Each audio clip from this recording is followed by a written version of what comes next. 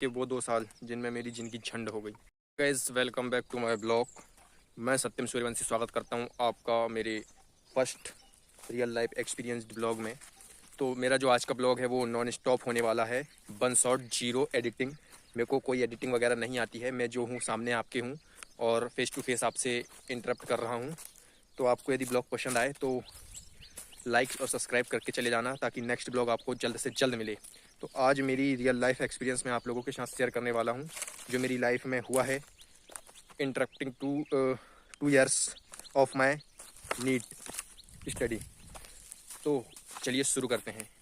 तो मैं नीट का स्टूडेंट हूँ, पिछले 2 सालों से नीट की तैयारी कर रहा हूँ और मैं एक छिंदवाड़ा ज़िले के छोटे से गांव से बिलोंग करता हूँ जिसका नाम फुटेरा है और मेरा मकान खेत में है, आप लोगों को दिखाऊंगा कभी। तो बात करते हैं कि मेरी इन 2 सालों में क्या हुआ जो किसी के साथ नहीं होना चाहिए और भगवान से यही उम्मीद करूंगा कि किसी के साथ भी ना हो। तो ये बात है उन दिनों की जब मैंने 12th पास की 2024 में और उसी के साथ नीट का पेपर अटैम्प्ट किया था जिसकी मेरी जीरो तैयारी थी बिल्कुल भी। और मेरे उसमें मार्क्स आए थे 80 ओनली।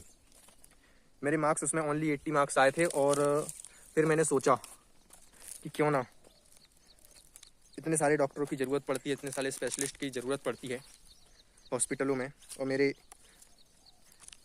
गरीब परिवार का सपना कि हमारा लड़का डॉक्टर बनेगा, तो इस सपने को समझते हुए मैंने नीट की तैयारी ज्वाइन की। अब ऐसी परिस्थिति तो थी नहीं मेरी कि ऑफलाइन जाके तैयारी कर पाता, तो मैंने ऑनलाइन ही बैच ज्वाइन किया PW का यकीन बैच 2024 में।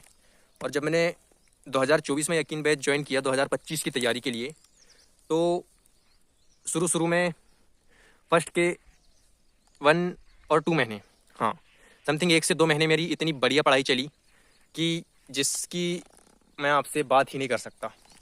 और उसके बाद धीरे धीरे मेरा बैकलॉग स्टार्ट होना चालू हो गया। सॉरी टू इंटरप्टिंग, मतलब डिस्टर्ब हुआ तो, क्योंकि फर्स्ट शॉट बिना एडिटिंग के ब्लॉग है तो दिक्कत हो सकती है। तो कहाँ थे हम?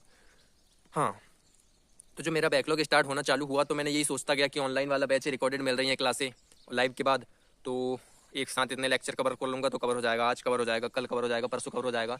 ऐसे करते करते पूरा साल बीत गया और मेरा बैकलॉग एक भी कवर नहीं हुआ, जिससे मेरी इतनी फ्रस्ट्रेशन हुई मेरे को अपने आप में कि मैं आपसे बयां ही नहीं कर सकता। तो मैंने उस साल 2025 के लिए फॉर्म फिल नहीं किया और उसके बाद फिर मैंने 2025 में फिर से एक बार घर वालों को मना के, क्योंकि गाइस ऑनलाइन तैयारी करने के लिए भी पैसा लगता है और मैंने जो बेसिक फीस मेरी जो उसमें 5,000 थी, वो मेरे को पता है कि मैंने कहाँ से कितनी मुश्किल से इकट्ठी करी थी और किन किन बातों से घर वालों को मनाया था। जिसके बाद मैंने फिर से 2025 में ज्वाइन किया और मेरे साथ सेम हाल 2025 में हुआ। अब जानोगे इतना इंटरेस्टिंग मोड आया 2025 में कि मैं चाह के भी इतना नहीं सोचा था मैंने। 2025 में मैंने फिर से ज्वाइन किया और फिर तैयारी चालू की अच्छे से। तो 3 से 4 महीना बहुत अच्छी तैयारी हुई, ज़बरदस्त तैयारी हुई। लेकिन उसके बाद ही ऐसे हालात मेरे घर पे क्रिएट हुए, मेरी ज़िंदगी में इतने बदलाव आए, इतनी मोड़ आए कि 2025 में भी मेरी तैयारी बिल्कुल जीरो रही और ये 2026 का फॉर्म भी मैं फिल करने की नहीं सोच रहा हूँ। बट मेरे घर वालों को मनाने के लिए, क्योंकि माँ बाप तो कुछ बोलेंगे नहीं कि तुमने पैसे बर्बाद कर दिए, ये कर दिए, उनका फ़र्ज़ है देने का, वो देते रहेंगे, लेकिन उनके दिल में जो बीत रही है एक गरीब परिवार का होते हुए, तो मैं वो इतना, मतलब एक तरह से इतनी मुद्दतों से तैयारी कर रहा हूँ अपनी नीट की, उसके बाद भी नीट के बल में ज़िंदा हूँ कि नीट की तैयारी करना ही करना है। ज़िंदगी का आखिरी इंतकाम है नीट, ज़िंदगी का आखिरी इंतकाम है नीट और मैं आखिरी इंतकाम में हूँ, ये समझ लो आप। तो फिर मैं 2025 में भी तैयारी नहीं कर पाया क्योंकि ये सिचुएशन हुई थी मेरे घर में कि मेरी माँ की तबीयत ख़राब रहने लगी। तो मेरी माँ की फिर स्ट्रेक्टोटॉमी हुई है, बच्चादानी का ऑपरेशन, जिसमें काफ़ी खर्चा आ गया और उसके बाद फिर डिस्टर्बेंस क्रिएट हो गया घर वगैरह के छोटे मोटे काम, क्योंकि 6 महीने तक तो माँ कोई काम कर नहीं सकती थी मेरा। तो इन हालातों में मेरी स्टडी कंटिन्यू नहीं हो पाई और जिसके बाद फिर रिकवर किए मेरी माँ ने 3-4 महीनों में और काम करना चालू की मेरी पढ़ाई को ध्यान में रखते हुए कि बेटा तू पढ़। तो उसके बाद अचानक से मेरी दादाजी की तबीयत ख़राब हो गई और इस गम के बीच में अफसोस के साथ कहना पड़ रहा है कि मेरे दादाजी आज हमारे साथ नहीं रहे। इन सब में मेरे 2-3 महीने चले गए दादाजी के इलाज वगैरह में और माँ के इलाज में। तो इन सब को मिला के मेरे 6 से 7 महीने ऐसे ही चले गए। मैंने 3-4 महीने जो शुरू की पढ़ी थी वो ही मेरे साथ रह गई, और उसका भी रिवीजन नहीं हो पाने के कारण मेरे को कुछ भी याद नहीं है कि मैंने क्या पढ़ा था। तो अब सिर्फ बचे हैं 2 महीने, और ये जनवरी और फरवरी तो मेरी मतलब बिल्कुल इतनी हेडेक और टेंशन में बीत गई है कि सोच सोच के मेरा दिमाग बिल्कुल ऐसा हो गया कि मैं बता नहीं सकता। तो अभी बचे हैं 2 महीने सिर्फ, मार्च और अप्रैल, और मई में 3 तारीख को एग्ज़ाम होगा। मैंने अभी फॉर्म भी फिल नहीं किया हूँ, बट इस बार फॉर्म फिल करूँगा, क्योंकि जो सिचुएशन है, मैं यदि 2 साल रेगुलर फॉर्म फिल नहीं करता हूँ तो घर वाले ज़्यादा कुछ कहेंगे नहीं, लेकिन रिश्तेदारों की जो हंसी है वो जीवन भर नहीं रुकेगी।